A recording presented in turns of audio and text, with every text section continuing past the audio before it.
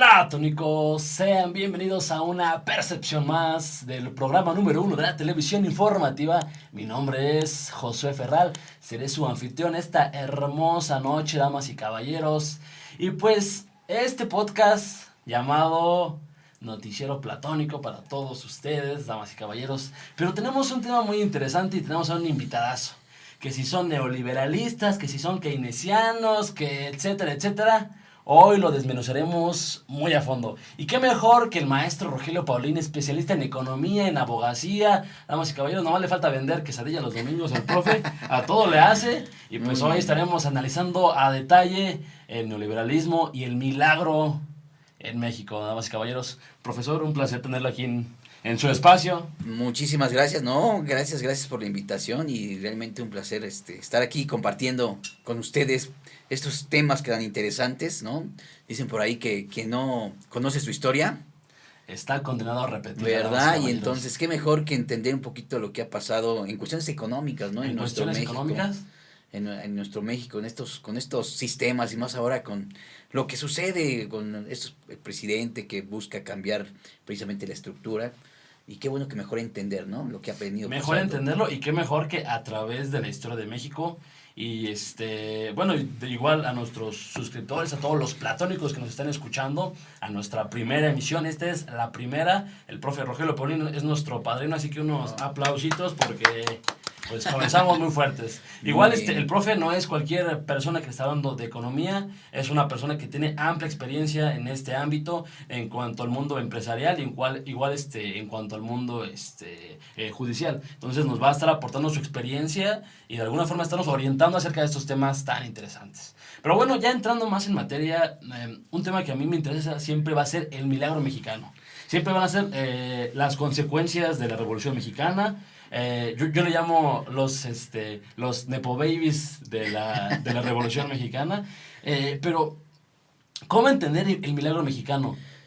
¿Cómo inició el milagro mexicano? Esa es la primera pregunta inicial y con la que arrancamos. Muy bien, hay que entender que para poder explicar esta parte del milagro mexicano, que como su nombre lo dice, pues pasó en México, no hay que dejar a un lado la parte internacional, ¿no?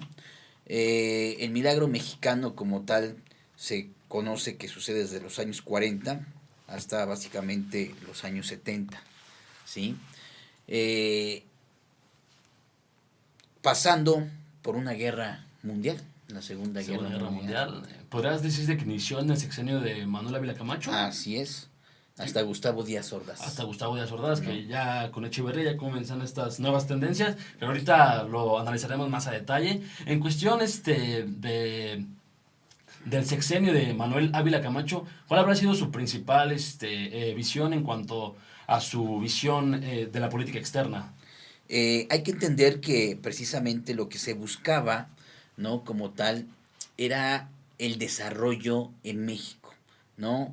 Hay que entender que las ciudades que se empieza a formar, la Ciudad de México, bueno, llamada Ciudad de México, antes Distrito Federal, empieza a crecer, lo que buscaban era generar precisamente ese crecimiento industrial, ¿sí? Y ese crecimiento en infraestructura. México buscaba empezar a desarrollarse como tal, nada más que, pues como les decía hace un momento, pues teníamos el factor internacional que también ayudó bastante. La Segunda Guerra Mundial permitió que Estados Unidos demandara muchos bienes precisamente de México, sobre todo bienes del campo, ¿sí?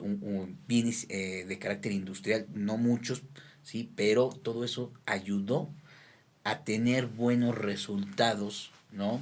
De lo que viene a ser este milagro mexicano. Pues que se le llama milagro mexicano porque podemos decir que económicamente fue algo positivo, ¿no?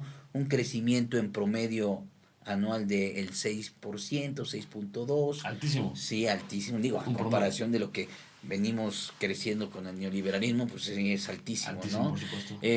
Una inflación muy controlada, ahí en promedio 2.2%. Entonces realmente habla muy bien de un periodo en el cual la sociedad mexicana, sobre todo la clase baja, tuvo la oportunidad de pasar a la clase media, ¿no? Y la clase media se engrosa, ¿no? Como tal, ¿sí? Entonces, no podemos decir que fue algo tan malo desde el punto de vista interno, ¿sí?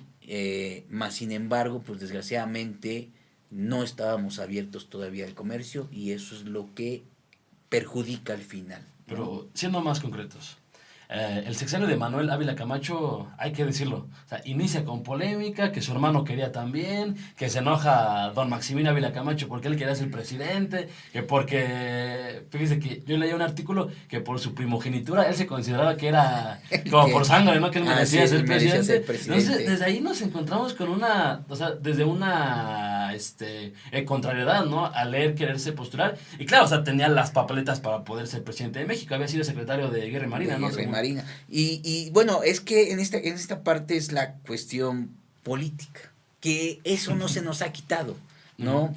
Realmente, si tuvo, y digo, y no solamente a los mexicanos, en muchos países, Ah, ¿no? ¿Qué pasa? Viene un candidato y híjoles, que no, que él no debe de ser, que debe de ser fulano, que debe ser sultano. Digo, esos son los dimes y diretes políticos eso no es nuevo. que cuando va a haber cambio precisamente sexenal, pues se da, ¿no?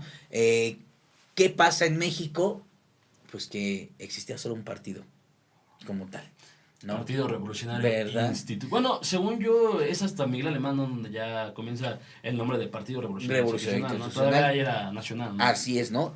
¿Y qué pasa? Bueno, pues ahí era un grupo muy selecto el que decía, a ver, vas a ser tú, ¿no? Y surgían este tipo de problemas. Ay, ¿por qué él y por qué no yo?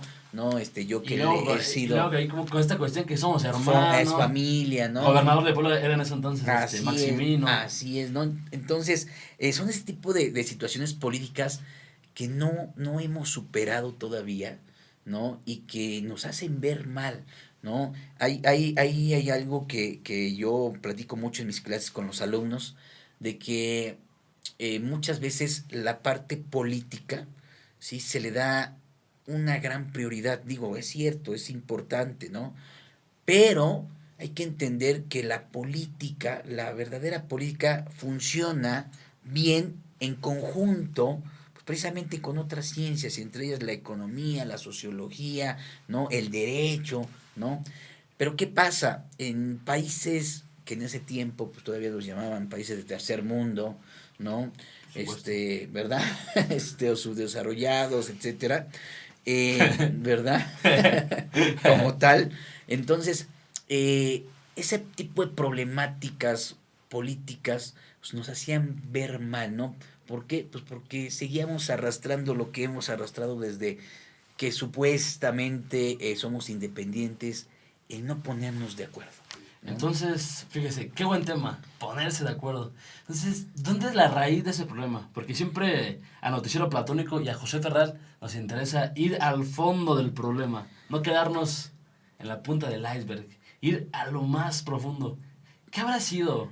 ¿Dónde comenzó este problema de comunicación en cuestión de la política actual mexicana? Yo creo que es algo de carácter cultural, Ok. ¿no? Que nos heredan los españoles, ¿sí?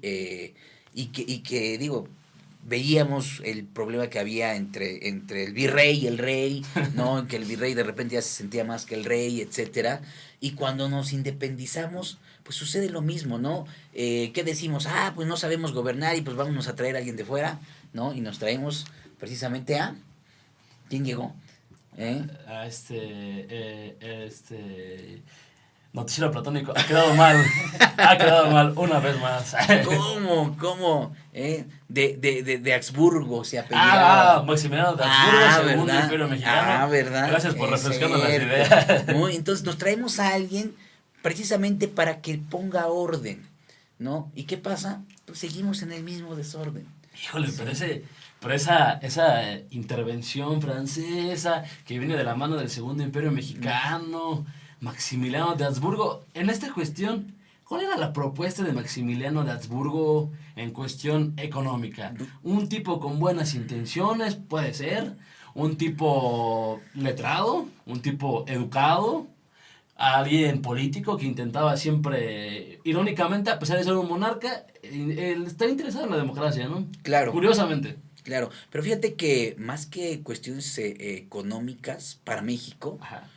yo lo veía más hacia, híjoles, vamos a seguir explotando, ¿no? Lo que tiene México para Europa, ¿sí? Sobre todo.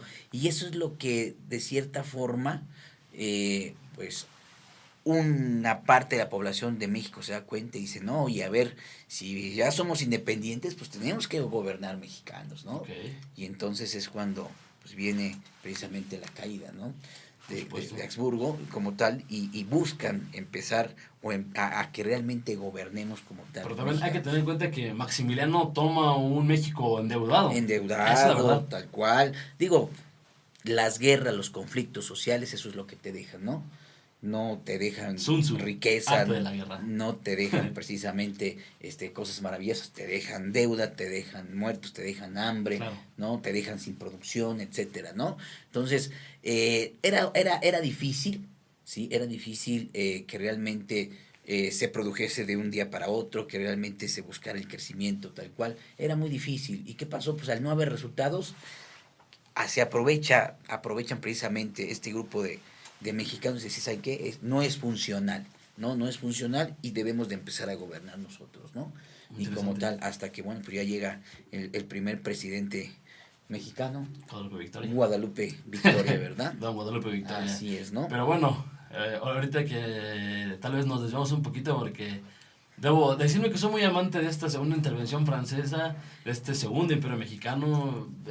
La verdad es que esta novela de Maximiliano de Habsburgo, su amor con Carlota, es algo muy romántico, ¿no? Y a los amantes de la literatura nos interesa y para muchos es un capítulo que nos apasiona, ¿no? En cuanto a la historia de México. Pero volviendo al sexenio, al de Manuel Ávila Manuel Camacho, Ávila Camacho.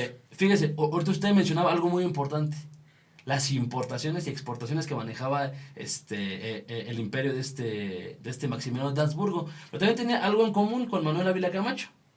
El interés en las importaciones y las exportaciones, y de qué forma eso catapultó debido al conflicto bélico, ¿no? Sí, fíjate que sí, así es, pero aunque nos ayudaron mucho, el comercio realmente era limitado.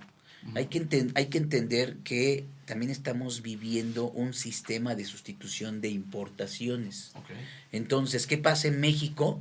Que en México lo que busca es, como su título lo dice, no importar, producir aquí, ¿no? Entonces, ok, ¿qué es lo que se busca? Manuel Ávila y como los posteriores presidentes, impulsar a la industria de México, ok, ¿sí? ¿Para qué? Para que todo lo que se consuma en México sea producido en México, ok, ¿sí? Entonces, ¿que estamos comerciando con Estados Unidos? Sí, pero no es tanto por gusto, por placer, ¿sí? O porque, pues eso nos está llevando a un mejor crecimiento o desarrollo en la economía, no, y por lo tanto en la sociedad, no. Más bien es porque no lo exige Estados Unidos. ok. ¿Sí? Hay que recordar que él queda como país hegemónico del capitalismo, ¿no? Y entonces Y también en un momento nosotros, económico fuerte. muy fuerte, así es, ¿no? Crean el Fondo Monetario Internacional, crean el Banco Mundial para precisamente empezar a regular toda la parte financiera internacional, ¿no? Y entonces, ¿qué pasa? Precisamente al encontrarnos con esta circunstancia de que, híjoles, tenemos de vecino al país hegemónico y nos está exigiendo, pues se lo tenemos que dar. No nos podemos poner al tú por tú y menos. ¿Por qué? Pues porque nuestra economía, los mismos políticos, digo, realmente no nos comparábamos con los norteamericanos, los veíamos como, híjoles, como superiores, Por como muy supuesto. superiores, ¿no? Ok. Entonces, no fue un comercio realmente buscado por México, no. Más México, exigido. así es, ¿no? México quería, ¿sí?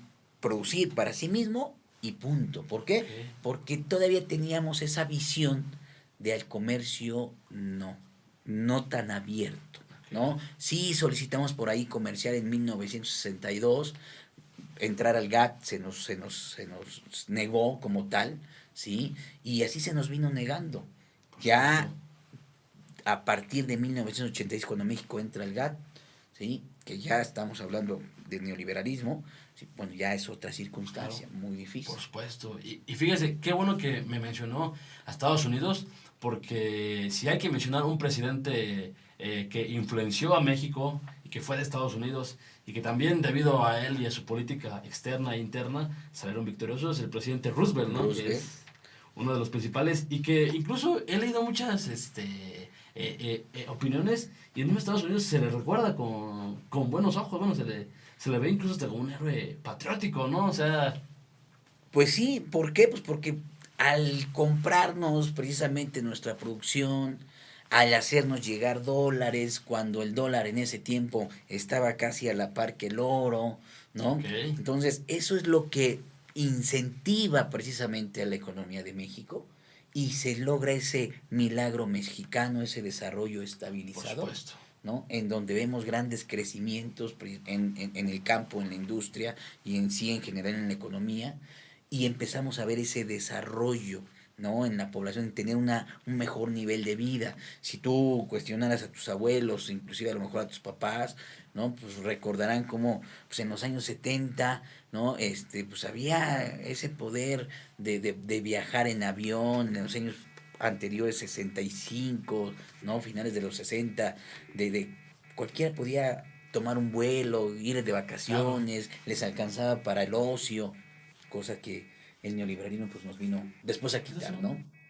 Como tal, ¿no? ¿Sale? Ok.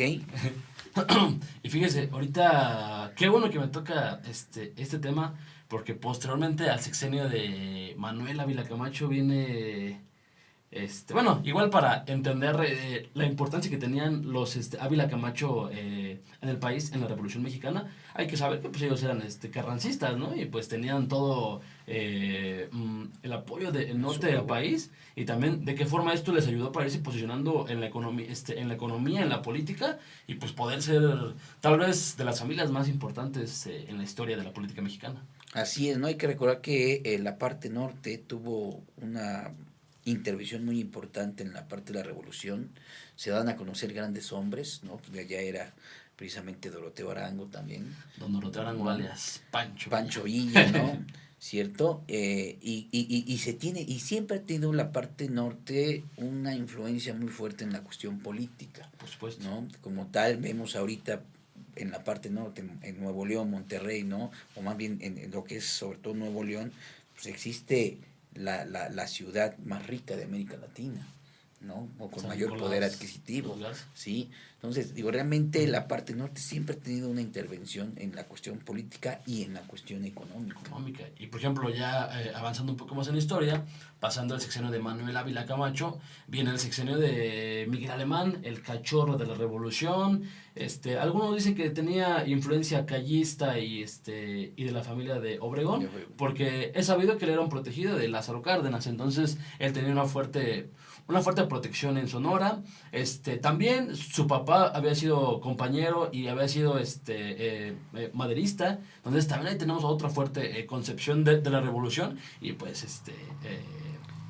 una unión hegemónica, y la piedra angular era el nuevo presidente y el cachorro que nacía la presidencia, Miguel Alemán. Miguel Alemán, y fíjate que una de las cosas importantes que acabas de mencionar es que gran parte de sus ideas al ser licenciado, al egresar de escuelas públicas como tal, por eso es que toma esa ideología también de lo que viene a ser Lázaro Cárdenas, ¿no?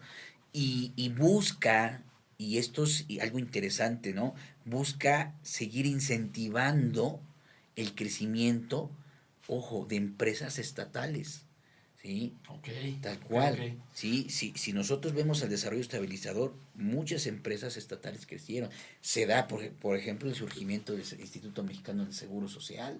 Ok, Sí, tal muy cual. buen. Sí, entonces, que son ideas, vamos a llamarle socialistas, que era lo que impulsaba Lázaro Cárdenas, ¿no? Sí, tenía principios socialistas, no hay que ser. Exactamente, ¿no? Y que este presidente y los presidentes de desarrollo estabilizador siguieron apoyando a su forma, claro, ¿no? ¿Por qué? Pues porque todavía no podíamos decir que éramos netamente capitalistas, todavía no se hablaba de neoliberalismo, ¿no? Todavía estábamos así como que, ok, sí, Estados Unidos es el país hegemónico, pero pues también nos debe de respetar de cierta Por forma, supuesto. ¿no? Y se buscó pues estar como que estar siempre en contra, ¿no? Que sí capitalistas, pero mira, Aquí tenemos nuestra parte socialista, ¿no? Tenemos nuestras instituciones precisamente del Estado que apoyan a la población, ¿no? Y fueron desarrollándose precisamente esas instituciones, quienes hacían las carreteras, puentes, toda la infraestructura como Híjole, tal, ¿no? con Miguel Alemán creo que si hay un tema que se debe analizar fue todo el tema inmobiliario, el tema de infraestructura, porque si algo, o sea, si algo nos quedó claro a los mexicanos es que él era un fregón para el tema de la infraestructura. Así Pues ahí es. tenemos nuestro recuerdo, ¿no? La carretera México-Cuernavaca, tenemos satélite, tenemos toda la infraestructura de la carretera Miguel Alemán en Acapulco, y en Coatzacoalcos, ahí es otra historia, en cuestión de Veracruz, pero me gustaría saber, usted qué piensa acerca de todo este aporte, si lo quiere llamar así, que también haya dado otro giro en cuestión de la corrupción, en cuestión de Miguel Alemán y su sexenio. Precisamente este aporte como tal es porque el mismo sistema a eso lo lleva. ¿A qué? Oye, estamos generando riqueza, Ajá, pues tenemos que gastarlo en algo. ok. ¿Sí? Y qué bueno que lo gastaron en infraestructura, ¿sí? Qué malo que no lo gastaron en educación, ¿no? Porque también hacía bastante falta en esos tiempos la educación en México, Ok. y más que íbamos en ese proceso precisamente de Cardenista. desarrollo, ¿no? En donde, híjoles, necesitamos pues más mano de obra preparada, etcétera, ¿no? Entonces, no se invirtió como tal en educación, sí en la infraestructura, qué bueno, pero, pues otra cosa que nos ha caracterizado siempre, pues precisamente es la corrupción, ¿no? No estaba muy chada. ¿Verdad? Y entonces, pues lo que sabemos Sí, fíjese. y lo que siempre ha pasado, ¿no? Una carretera que cuesta 1,000 pesos, pues decía que costaba 2,000 o 3,000 o 5,000, ¿no? Y eso es lo que hizo muy fuerte la riqueza de los políticos de esos tiempos. Fíjese, aquí yo traigo un pequeño. Me di a la tarea de hacer un pequeño cuadro, un pequeño esquema de algunas amistades que tenía Miguel Alemán. Ya ahorita yo se los estaré poniendo en edición para que ustedes lo puedan estar viendo con nosotros, estarlo analizando. Fíjese, aquí son los nexos de amistades que tenía Miguel Alemán y de qué forma él compartían. O sea, aquí es cuando él iba en la prepa, aquí es cuando él trabajó en la revista Eureka, tuvo su pasado periodista, don Miguel Alemán, en la Facultad de Derecho, cuando en su gabinete, cuando fue gobernador de Veracruz, cargo heredado igual. Y bueno, estos Nepo Babies de la revolución, ¿no? Yo le llamo así, es un concepto ya patentado por el noticiero platónico. Aquí personas que trabajaron en su campaña presidencial, y aquí que fueron parte de su gabinete presidencial, y por último, que trabajaron en su despacho jurídico, Claro. porque él también tuvo un paso muy importante en el mundo jurídico. Y eso le ayudó a obtener beneficios inmobiliarios de forma legal. Mire, aquí yo me di la tarea se puede decir que de investigar los nombres de personas que compartían prepa con él y de qué forma estos nexos se fueron conectando y que crearon a una de la gama y una de las familias y uno de los círculos políticos más importantes fuerte, ¿sí? en la historia del país, y me atrevo a decir que de toda Latinoamérica. Así es. Y bueno, aquí si podemos ver, aquí tal vez un nombre que destaca, Gabriel Ramos Millán, el novio de, ¿cómo se llama esta actriz la que murió en un accidente aéreo? Blanca Estela Pavón.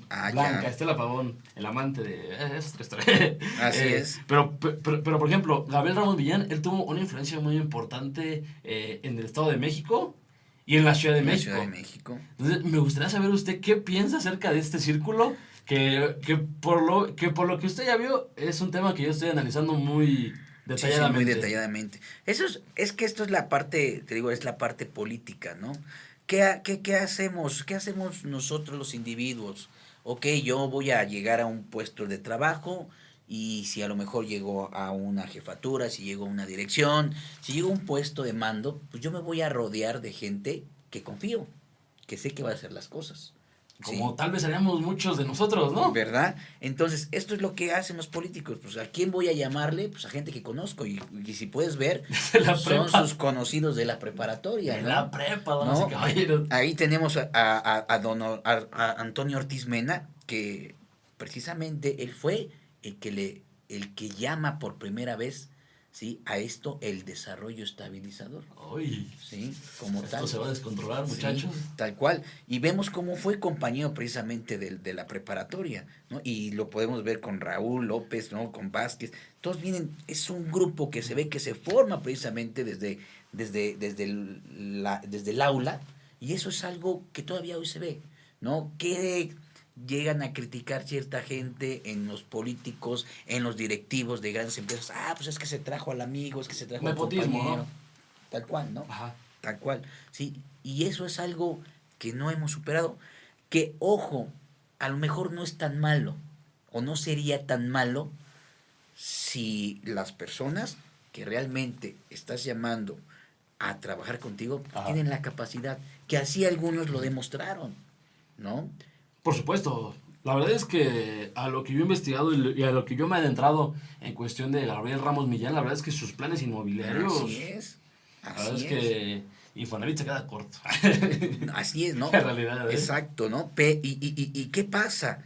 Bueno, podemos hablar de cosas positivas, hicieron grandes cambios y por ahí generaron ciertas políticas sociales, ¿no? Pero también, desgraciadamente, al haber mucho dinero, pues, Hay mucha corrupción. como decían, ¿no? Uno para mí, o más bien uno para el pueblo y dos para mí, ¿no? Pero en Tal cuestión cual. de Miguel Alemán, él que era neoliberalista, keynesiano, No podemos hablar de neoliberalismo porque todavía aún no existía el porque concepto. como tal no existía, ¿no? Más bien podemos decir que son keynesianistas, ¿no? Hay que entender que el keynesianismo viene precisamente a ayudar a sacar a Estados Unidos de la crisis que duró por ahí de 3 4 años, ¿sí? Y se plantea como tal esencialmente empujar a la economía por parte del consumo, por parte de la inversión, todo su modelito precisamente keynesiano. ¿Qué es lo que busca precisamente este modelo? Pues eso, vamos a producir y vamos a consumir lo nuestro y eso es lo que va a hacernos crecer.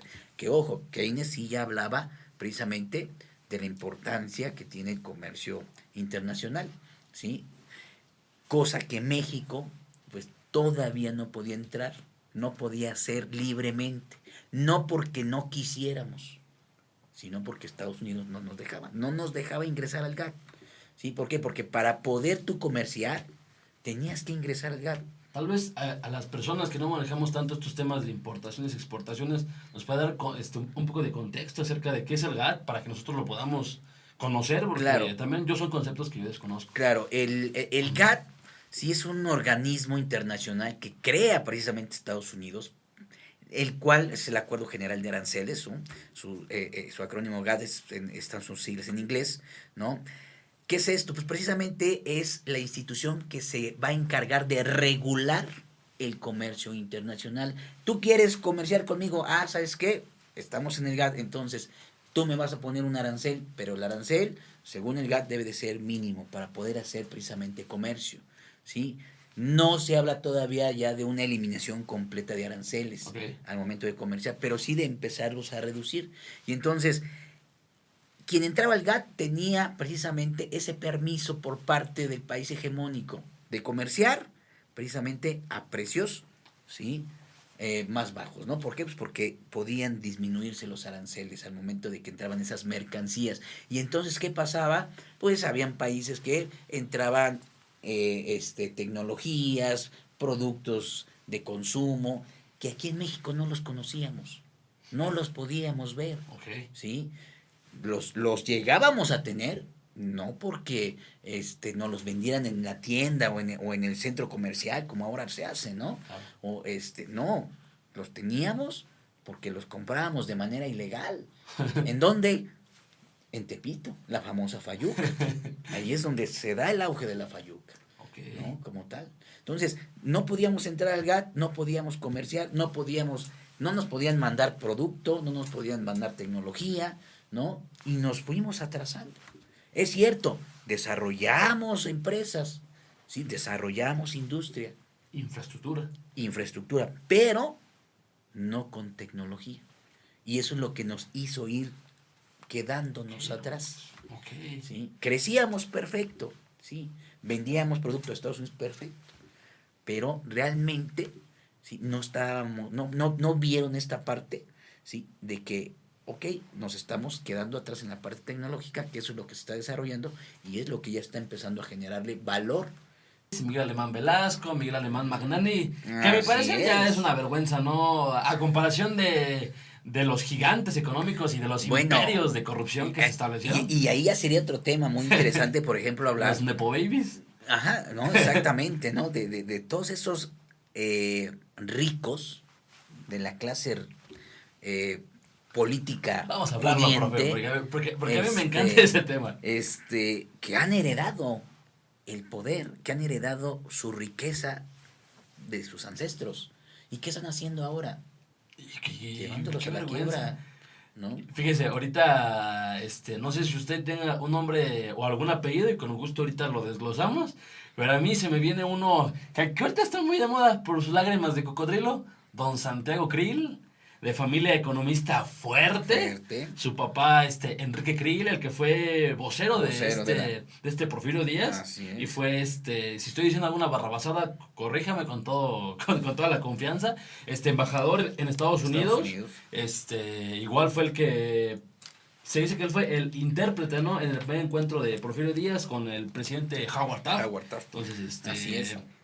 híjole, Y esta digo, familia. y ve toda esa herencia política, toda esa herencia de poder económico también, y que pues ya se les está acabando.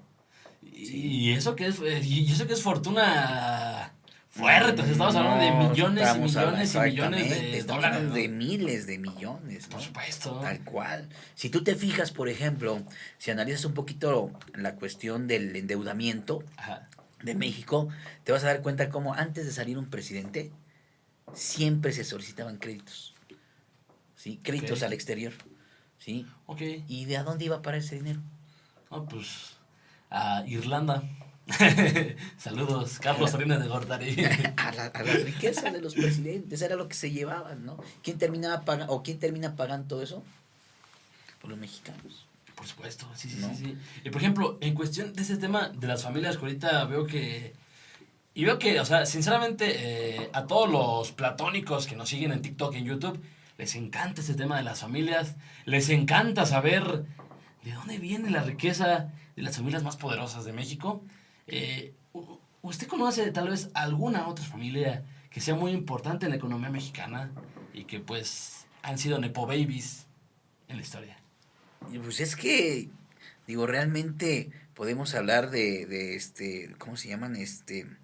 Del grupo del Estado de México, ahí es Tlacomulco. el grupo de Tlacomulco, Tlacomulco. voltealos a ver y ve sus antepasados, o sea, de igual manera, hay apellidos que vienen precisamente desde la revolución. ¿Y qué pasó? Que empezaron con los principios revolucionarios, pero después se fueron distorsionando, Qué interesante tema, ¿no? ¿no? Y ahora vemos que pues, prácticamente están perdiendo el poder, ya perdieron el Estado de México, los priistas, ¿no? Y están en una crisis financiera, ya todas esas familias. Entonces, ¿qué rayos le pasa al PRI? O sea, híjole, un partido que nos entregaba. O sea, sé que muchos me van a dar por esto, ¿no? Pero la verdad es que nos entregaron unos ladrones, puta, o sea, de cuello alto, gente preparada de las mejores universidades de Europa, de Estados Unidos, la crema innata de la economía y la política en México. Híjole, o sea, y ver, ay, baboso, y ver en lo que se ha convertido. En una cuna de ratas, ¿no? Tal cual, de dos patas. Por supuesto, o ¿Eh? sea, ¿a qué se debe, maestra? ¿A qué se debe este declive tan notorio? Yo creo que todo lo que inicia, pues tiene un fin, ¿no? Ok, Y pues le llegó su fin a la tercera transformación. así, a la tercera transformación, al PRI. ¿Por qué? Pues es que, digo, ya eran, yo creo que se sentían tan dueños de México, tan dueños de las instituciones, ¿no? Que pues prácticamente lo que llegaron a hacer ya era robar de manera, déspota, ¿no? O sea, pues ya sé que de aquí puedo agarrar, ya sé que también de aquí, ya sé que puedo crear ventas ficticias, contratos ficticios, ¿no? O sea, cosa que ya el mexicano pues estaba harto de todo eso, y ya lo Claro. sabíamos también, ¿no? Que se daba, y inclusive que se sigue dando, ¿no? Y pues es cierto que somos aguantadores los mexicanos, pero pues Pero también tenemos todos nuestro tenemos un límite, límite. ¿no? Y ahí están pagando, ¿no? Ahí están pagando como tal, ¿sí? Ojalá y se hicieran más cosas para eliminar, ¿no? Esta corrupción, que a lo mejor se tomaran medidas Claro. inclusive muy extremas, como lo han hecho otros países, Singapur, ¿no? Que para eliminar la corrupción, a ver, vas a juicio, eres corrupto, pum, la muerte, ¿no? Sí, Tal claro. cual, y ahora es uno de los países menos corruptos en el mundo y más seguros, Claro. ¿no? A lo mejor suenan muy drásticas estas medidas, pero a lo mejor es cosa que necesitamos, ¿no? Ok. Y no los abrazos y no balazos, ¿no? Abrazos y no balazos. Ah, Digo, sería algo, ¿no? Que dirán, bueno, pero es que eso va en contra de los derechos humanos, etcétera, ¿no? Pero si tú te pones a analizar a los gobiernos de otros países que realmente han buscado eliminar a la escoria social, y me estoy refiriendo no nada más a los delincuentes, a los grandes delincuentes, sino también a esos políticos corruptos, han tomado ese tipo de medidas y han salido adelante. sinceramente, el modelo judicial se pudiera adaptar a tal vez tener unos resultados tan drásticos. ¿Es una realidad o es más una utopía? Pues es una realidad, se puede hacer, ¿no? Todo se puede hacer si se quiere, ¿no? Pero hay que luchar, lo estamos viendo ahorita, ¿no? Ve a la presidencia con el sistema judicial cómo están agarrándose del chongo, ¿no? ¿Por qué? Pues porque la presidencia quiere cambiar el sistema judicial quiere defender al sistema anterior, ¿sí? Y entonces no te dejo, yo sistema judicial no te dejo hacer nada, ¿no?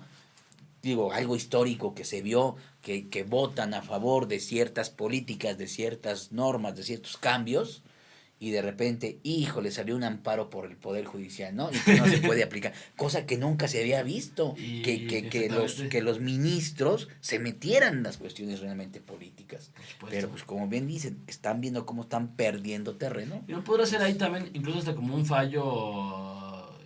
Yo recuerdo mucho un libro de Platón, La República, La República. donde justo nos habla acerca de este problema que existe, ¿no? Tal vez cuando el poder judicial ya interviene en el poder ejecutivo y ya no es una democracia, caer en una timocracia, y son Es lo que se conceptos está dando. y que no estamos familiarizados, es la Así realidad. es, tal cual, ¿no? El mexicano no está familiarizado con esos conceptos de poderes. Pues sí, que se meta el policía a gobernar, ¿no? Por poner un ejemplo, y no me funen, chavos. ¿Y por qué no estamos familiarizados? Porque para el mexicano, hablar de política, ¿sí? Consideran que es un tema de no acabar, que de cierta manera se tiene razón, pero además, que no importa, ¿sí? ¿Para qué yo sé de política si yo no soy político, si no voy a andar de candidato, no voy a andar en un partido político? Creen que el que único que debe de saber de política es el que anda en un partido, ¿no? El que va a ser candidato, y no. Es deber de todos los mexicanos saber De mínimo de todo el política. mexicano y de todos los ciudadanos, y no Ok. nada más de México, de todo el mundo. ¿Por qué?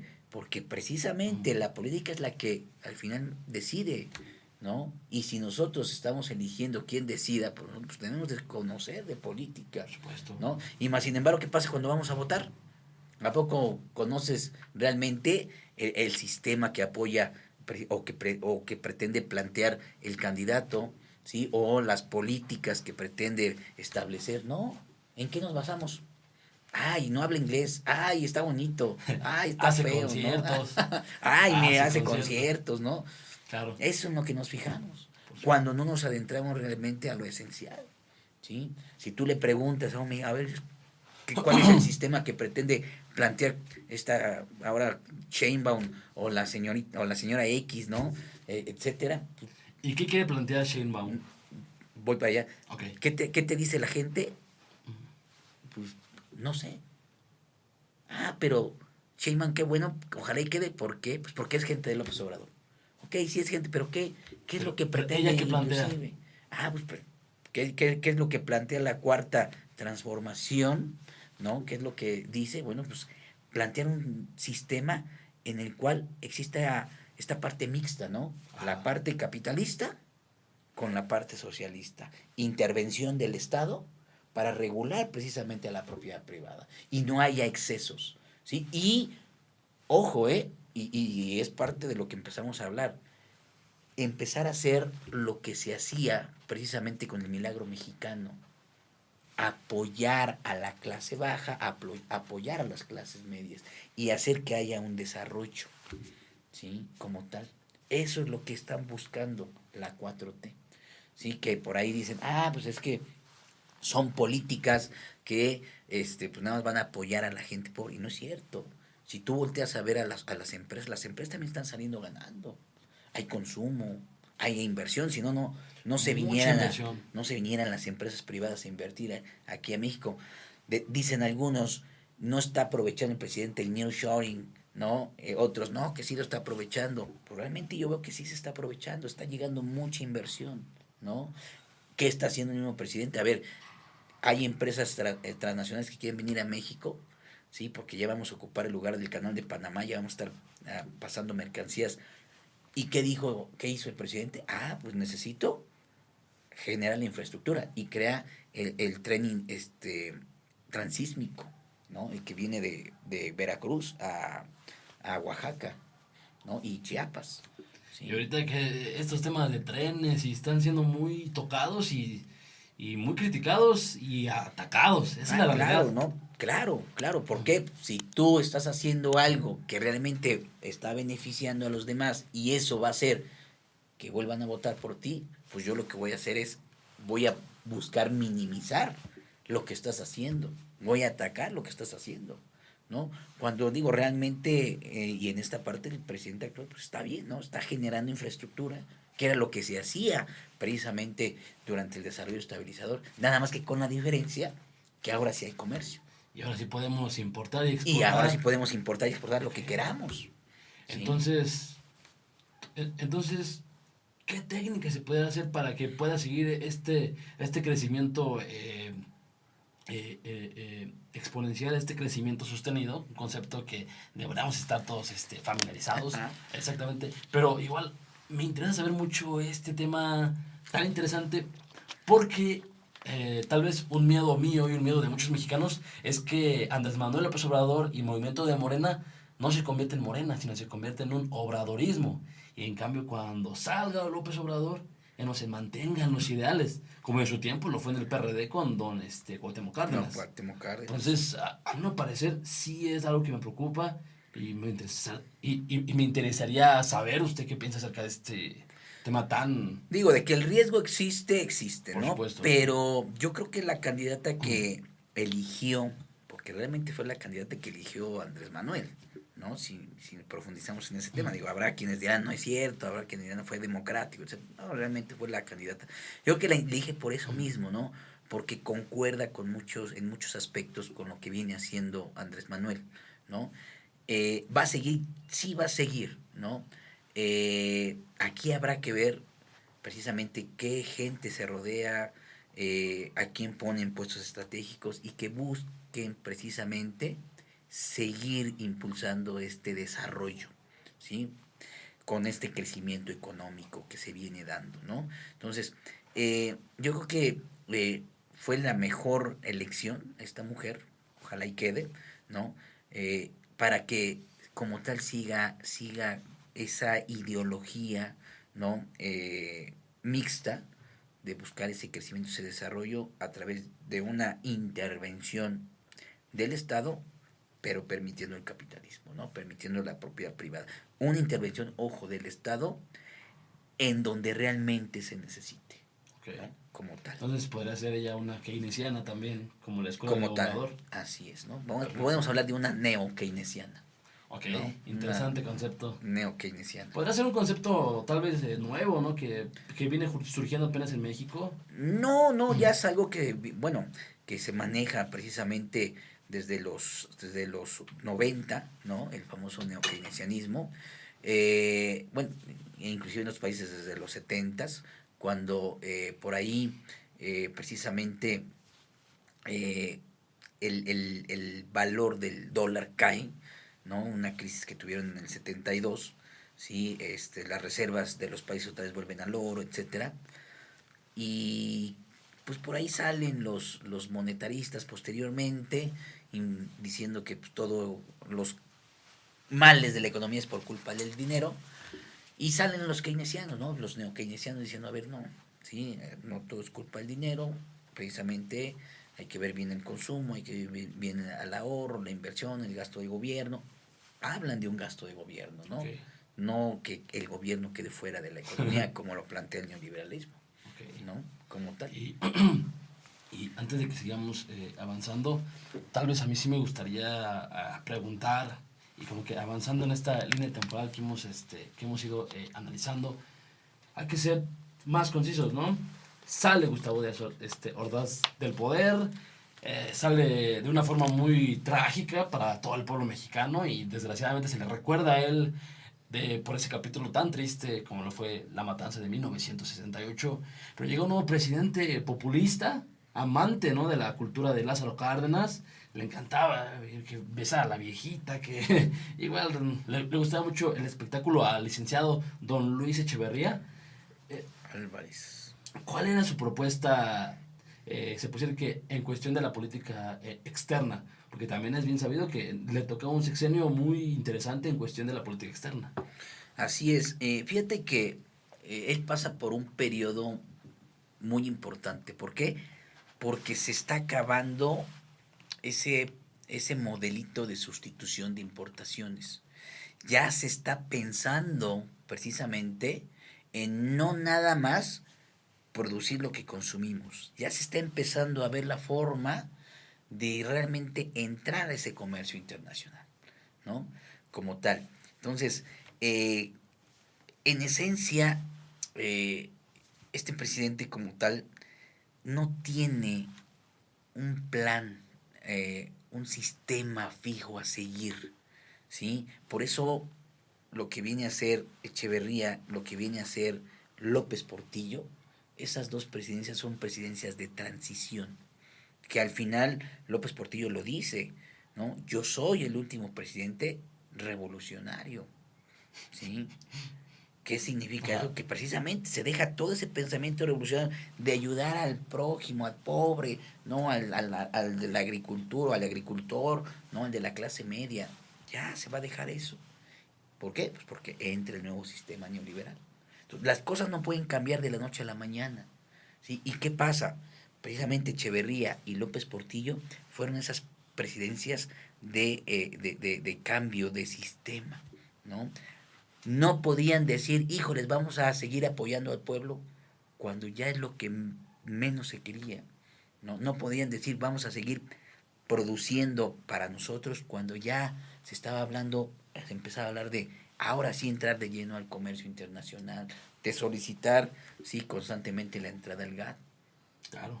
Y, o sea, y hay que decirlo, o sea, fueron sexenios de despilfarro. Y más en cuestión de la influencia, ¿no? En todo el aparato en el aparato petrolero, híjole. López Portillo pues, es considerado el peor presidente de la administración pública. ¿Pero por qué? Por lo mismo, es que no hay una estrategia, no hay realmente un modelo a seguir. Simplemente es, pues tengo que esperar el tiempo. ¿Para qué? Pues para que ya digan, esto es lo que se va a hacer. Entonces no lo había. ¿Y qué hace este presidente y qué hace Echeverría? Pues lo que tengo a ver en qué lo gastamos, en qué hacemos. ¿Por qué? Porque no hay como tal. Lo que, digo, realmente hubiera sido importante es de que todo ese dinero que teníamos, ¿no? Precisamente por ahí con los precios del petróleo que se elevaron, ¿no? Y que teníamos bastantes ingresos, si lo hubiéramos destinado a la educación, ¿sí? Sí. Seríamos otro México actualmente. Okay. Y fíjese, o sea, ahorita en estos sexenios en los que estamos hablando ahorita, en cuestión de López Portillo, también juega un papel muy importante la OPEP, que de alguna forma tal vez ya la fórmula ya tal vez entendiendo, la OPEP era el organismo que regulaba los precios del petróleo, ¿no? Según yo entiendo. Así es. Ya había triunfado en Arabia, ya había de alguna forma, se había regulado en Venezuela en esos años, en los 80s. Pero en México, ¿qué fue lo que pasó? Otra de las cosas. Así como te hablé precisamente del GATT, que no nos dejaban entrar, eso mismo pasó con el petróleo. México pidió ingresar a la OPEP porque somos grandes productores de petróleo, ¿sí? Y más en esos años, la economía era netamente petrolera, ¿no? Pero ¿qué pasó? Nuevamente Estados Unidos nos dice no. ¿Y por qué Estados Unidos nos dice no? Porque así es como Estados Unidos podía controlar en sí realmente el precio del petróleo y no la OPEP. ¿Por qué? Porque la OPEP cuando se reúne, que vamos a bajar la producción para que suba el precio. O viceversa, no vamos a subir la producción para que baje el precio. Y entonces, si eso no le convenía a Estados Unidos, le decía a México, a ver, ellos van a bajar la producción, tú súbela. Y entonces el precio no bajaba tanto. ¿Sí? Y eso beneficiaba a los Estados Unidos cuando tenía que vender energéticos a otros países, ¿no? ¿Por qué la guerra ahorita con Rusia? Digo, haciendo un salto cuántico, ¿no? Ajá. ¿Por qué el afán de destruir a Rusia? Porque Estados Unidos siempre ha buscado ser el país que le surta energéticos a Europa. ¿Y quién es el que siempre le ha surtido? Ha sido Rusia. Siempre. Y entonces, ¿cómo lo voy a hacer? Pues tengo que desaparecer a Rusia. Pues tarea Sí. complicada. Así es. Y eso hacía, manipulaba a México para así controlar los precios del petróleo. Qué bueno Sí. qué bueno que usted menciona el tema de Rusia en ese tiempo de Unión Soviética, tema tan interesante, y hay que ser muy realistas que a Estados Unidos siempre le preocupó mucho la influencia de la Unión Soviética en nuestro país. Claro. ¿No? Y ahí tenemos muchos episodios muy hermosos. Los invito a visitar mi canal de TikTok, donde ya hemos analizado ciertos episodios, como la muerte de León Trotsky, pero eso es otro tema del que posteriormente vamos a analizar. Así. Pero es muy importante entender esto, la importancia y cómo Estados Unidos concebía la influencia de la Unión Soviética en México y a la opresión, a grado de poner presidentes se dice que eran espías de la CIA, ¿no? Ya se sabe, ¿no? Tal cual eran trabajadores de la CIA. Ajá. ¿Por qué? Pues porque precisamente si tú eres el país hegemónico, pues tienes que cuidarte y tienes que cuidarte de los más cercanos a ti, ¿no? ¿Y qué hacía Rusia? Pues si quería destruir a Estados Unidos, pues tenía que entrar por México. Y la mejor solución, porque éramos su principal vendedor, su principal distribuidor en cuestión de fuentes energéticas. O sea, éramos el caudillo perfecto para destruir a Estados Unidos. Claro. Y en cuestión de los presidentes, se dice que fue Adolfo López Mateos, Gustavo Díaz Ordaz, Luis Echeverría. Ahorita les estoy fallando los nombres que tenían ellos de sus alias, porque no ve que los agentes de la CIA tienen nombres de alias. Sí, yo también lo escuché, no grabando, nunca me los aprendí. Sí, justamente. Ahorita yo se los voy a estar poniendo aquí en la edición. Pero, híjole, ¿de qué forma pudo haber cambiado el país si se hubiera permitido más la influencia de la Unión Soviética en estos años tan importantes para la historia de México y que fueron vitales para el desarrollo y el rumbo del pensamiento actual? Pues se hubiera dado una guerra acá. Porque eso es lo que buscaba tanto Alemania como Rusia. Que a través de México poder atacar a Estados Unidos, ¿sí? Poderlo debilitar. Pero si al ver a Estados Unidos que nos estamos haciendo aliados, en su caso de los alemanes o de los rusos, pues Estados Unidos se hubiera atacado como tal. ¿Sí? Se hubiera hecho una guerra, una ¿Habrá primera sido guerra. una Guerra Fría 2.0 o habrá sido una pues tercera guerra mundial? Yo creo que hubiera empezado por Guerra Fría, ¿sí? Y si no se cesaba, pues ya hubiéramos seguido a una guerra ya más bélica, ¿no? Es que fíjese, híjole, es que este tema es bien importante. Tal vez muchos mexicanos podrán decir que híjole, es que no es tan importante, pero es que era el asedio político tan importante, o sea, que incluso al mismo Lázaro Cárdenas, porque él era muy amigo de toda la gente de la Unión Soviética, eso es bien sabido, o sea, incluso sus últimos años, él ya no tuvo la plenitud de una vida que él merecía. O sea, vivió tan asediado por espías norteamericanos que no dejaban respirar. Entonces, este tema de la Unión Soviética y su influencia en la economía mexicana y lo que pudo haber significado un cambio es digno de analizar. Toda la geopolítica realmente es muy interesante. Muy interesante. Pero ahorita ya nos están diciendo que ya ¿Se acabó el tiempo? en cuestión del tiempo. Pero me gustaría al profe invitarlo nuevamente a este espacio porque siento que hay temas todavía que podemos analizar y también analizar su paso por el Poder Judicial, que es algo